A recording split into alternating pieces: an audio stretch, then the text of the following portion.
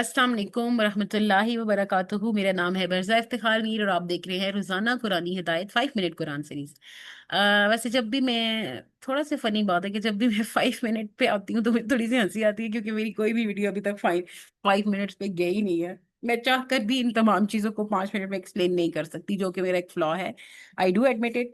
लेकिन ये है कि मेरा तो यही दिल है कि आप ज्यादा से ज्यादा सीख सकें, मैं भी आपको ज्यादा से ज्यादा बता सकूं, मेरे लिए ज्यादा से ज्यादा चीजें सदका जारिया बन सके।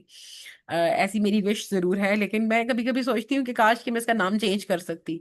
लेकिन अब चूंकि ये एक सीरीज है और इसी के नाम से ये चल रही है, तो मुझे थोड़ा ऑकवर्ड लग रहा है इसको चेंज करना।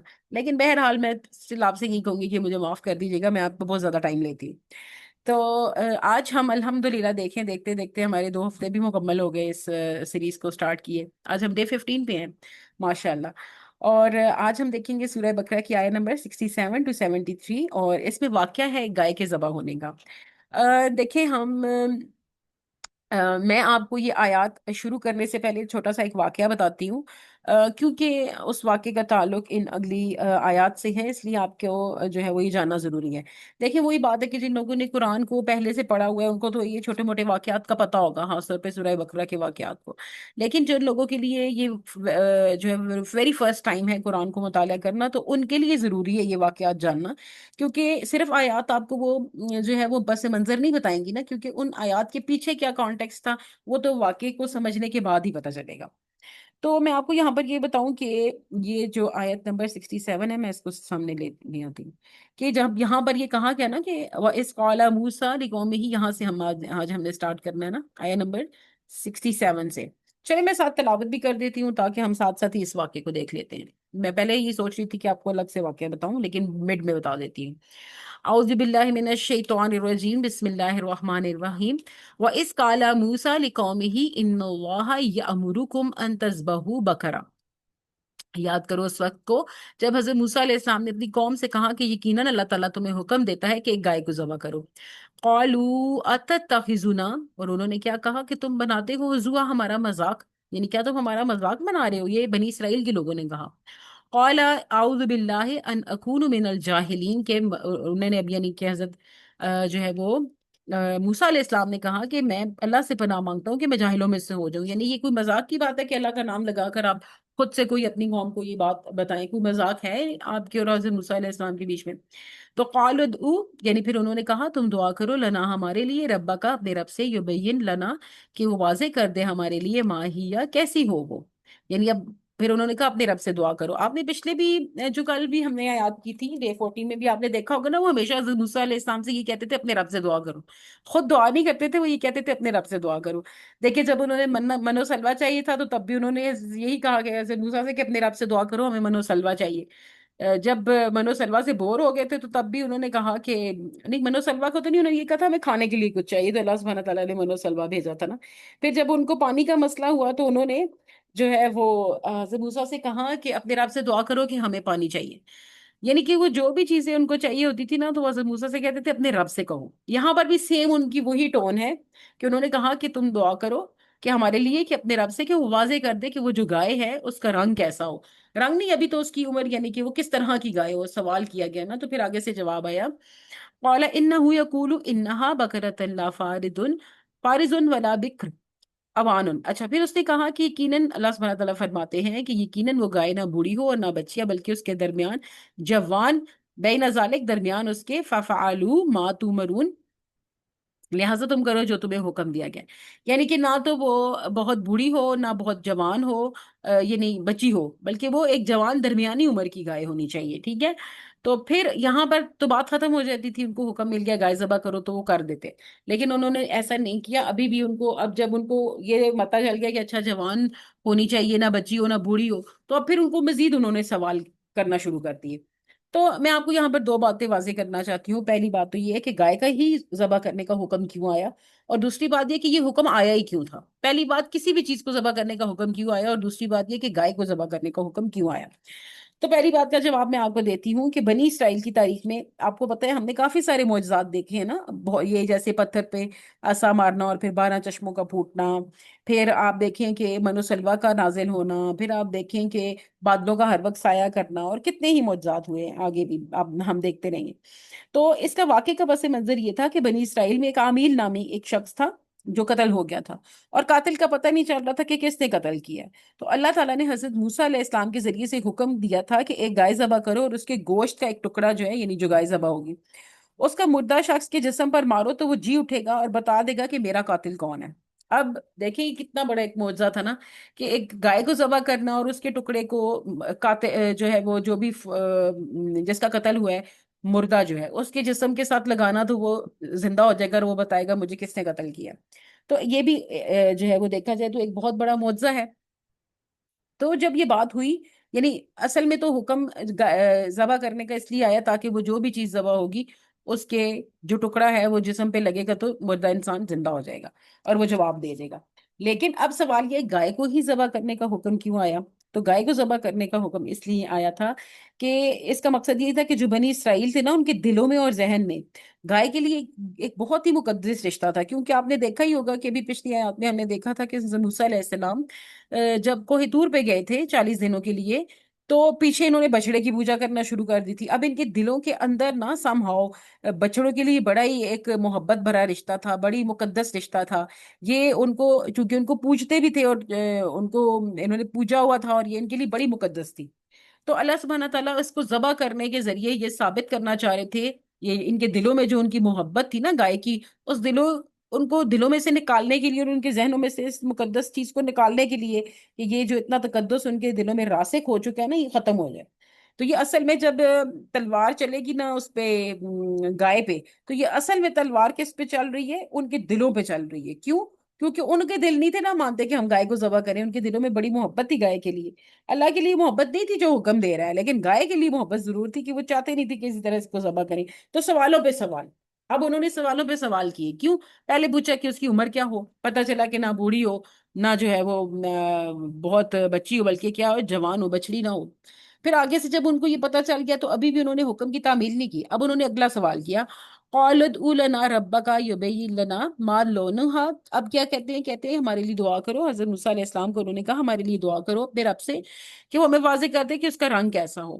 قال انه یقول انها بقرۃ صغراء صفراء، بے شک اللہ تعالیٰ فرماتا ہے یقیناً وہ گائے جو ہے وہ زرد رنگ کی ہو، فاقع چمکنے والی ہو، لونھا رنگ اس کا جو ہے، تو سر الناظرین، اور پھر کیا ہے کہ وہ دیکھنے والے کو خوش بھی کرتی ہو۔ اب ان کا رنگ بھی پتا چل گیا کہ وہ زردی مائل ہونی چاہیے اور چمکتی ہو اور دیکھنے والے کو اس کو دیکھ کے خوشی محسوس ہوتی ہو۔ پھر آگے سے انہوں نے پھر کیا کہا کہ قالد لنا ربکا یبین لنا، یعنی انہوں نے کہا دعا کرو اپنے رب سے کہ وہ واضح کر دے ہمارے لیے، ماں ہی کہ وہ کیسی ہو، ان البقرہ تشابہ علینا، تشابہ علینا کہ وہ بے شک گائے متشبہ ہو گئی ہم پر۔ یعنی پھر انہوں نے کہا کہ بھئی اپنے جو ہے وہ رب سے کہو کہ واضح کر دے ہمارے اوپر کہ وہ کیسی ہو تاکہ وہ متشبہ ہوگی پھر انا، اور یقیناً ہم انشاءاللہ لمہتدون کہ اگر اللہ نے چاہا تو ہم ضرور مقصد تک پہنچیں گے۔ اور آپ کو پتہ ہے کہ مفسرین یہ بتاتے ہیں کہ اگر یہ یہاں پر انشاءاللہ کا لفظ استعمال نہ کرتے تو ان کو وہ گائے کبھی بھی نہ ملتی۔ قال انه يقول انها بقرۃ، پھر کیا کہا اس نے کہا یقیناً وہ فرماتا ہے کہ یقیناً وہ گائے جو ہے لا ذلول، نہ جوتی ہو یعنی ہل نہ جوتی ہو، تسیر الارض ہل چلاتی ہو زمین میں، ولا تسقی اور نہ پانی دیتی ہو، یعنی نہ تو وہ ہل چلاتی ہو اور نہ وہ کھیتوں کو پانی دیتی ہو، الہرسا کھیت کو کہتے ہیں، نہ وہ کھیتوں کو پانی دیتی ہو، مسلمتن صحیح سالم ہو، لا شیتا فیہا اور نہ اس کے اوپر کوئی داغ ہو۔ یعنی اب مزید انہوں نے چونکہ باتیں پوچھی تو اب مزید پروٹوکولز پتہ چل گئے کہ بھئی اب وہ ایسی ہونی چاہیے۔ اب آپ دیکھیں کافی سارے اس کے نا ایک کرائٹیریا آگے، ایک تو یہ کہ وہ بوڑھی بھی نہ ہو اور بچڑی بھی نہ ہو بلکہ جوان عمر کی ہو، دوسرا رنگ ایسا زرد ہو کہ دیکھنے والے کو خوشنما محسوس ہو، تیسرا یہ کہ صحیح سلامت ہو، اس کے اوپر کوئی داغ نہ ہو، چوتھا یہ کہ وہ ہل بھی نہ جوتی ہو، کھیتوں کو پانی بھی نہ دیتی ہو۔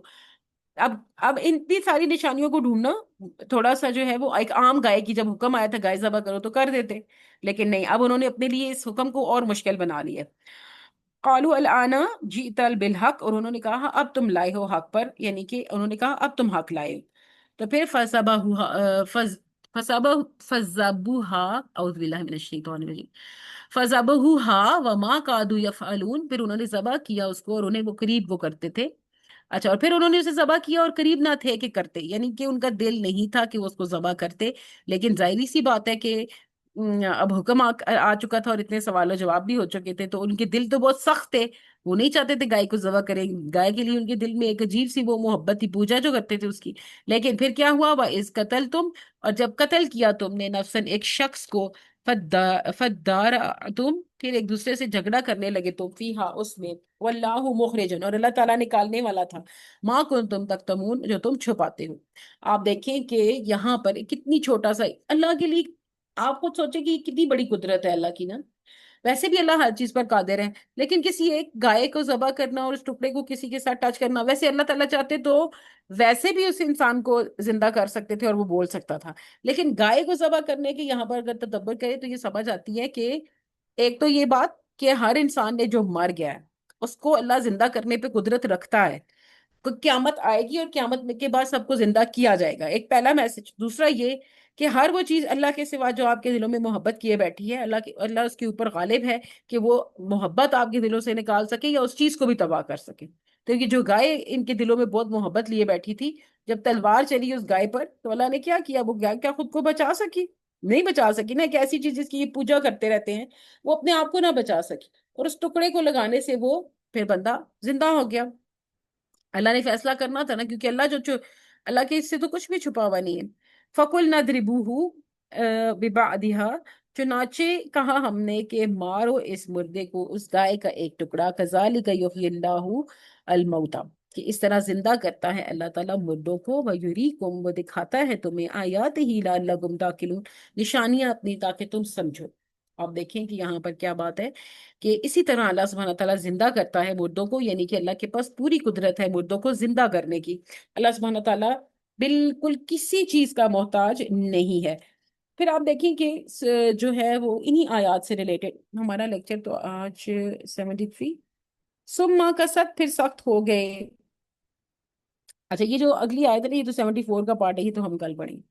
यहाँ पर पहले मैं आपको बताती हूँ कि आयत नंबर 67 से 73 का जो पैगाम है उसमें क्या है। एक तो अल्लाह के हुक्म को बिना बहसो मुबासे हमने कबूल करना है। जो हुक्म आ गया उसमें ये निकालना कि ये ऐसे क्यों आया है, वैसे क्यों आया है, कैसे करूं कैसे ना करूं, चीजों को सिंपली फाई करने की कोशिश करें। जितना ज्यादा सिंपल सा हुक्म आया है उसको उतना ही फॉलो कर दे। उसमें से ये लोग हुज्जत निकालना हमें खुद को मसले में डाल देता है।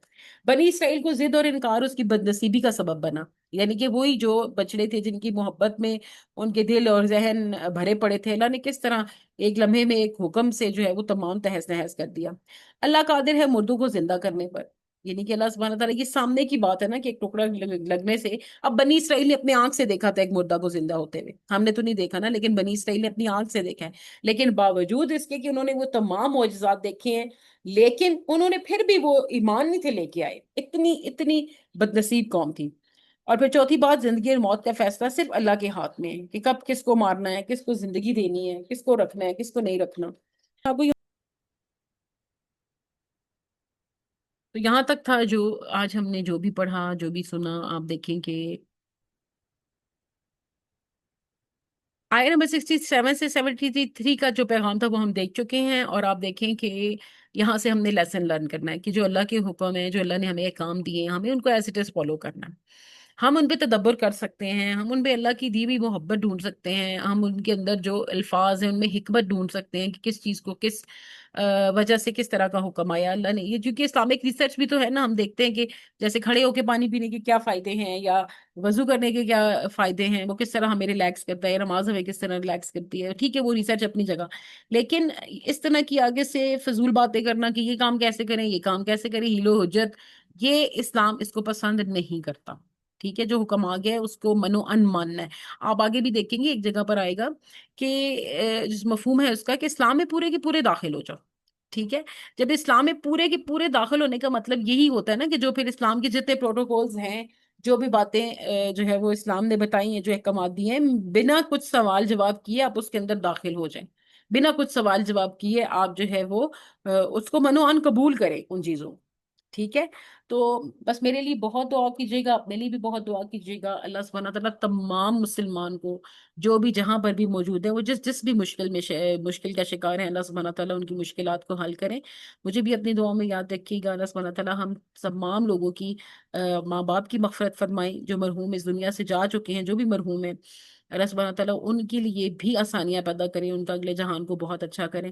دعا میں یاد رکھیے گا، اور اس ویڈیو کو ضرور شیئر کیجیے گا، اپنے کامنٹ ضرور بتائیے گا کیسے لگا کیسا نہیں لگا، اور چینل کو سبسکرائب کر لیں تاکہ ویڈیو آپ کو ٹائم سے ملے۔ تھینک یو ویری مچ، اللہ حافظ۔ کل ایک نئے لیکچر کے ساتھ ملیں گے، تب تک تیار رہیے گا۔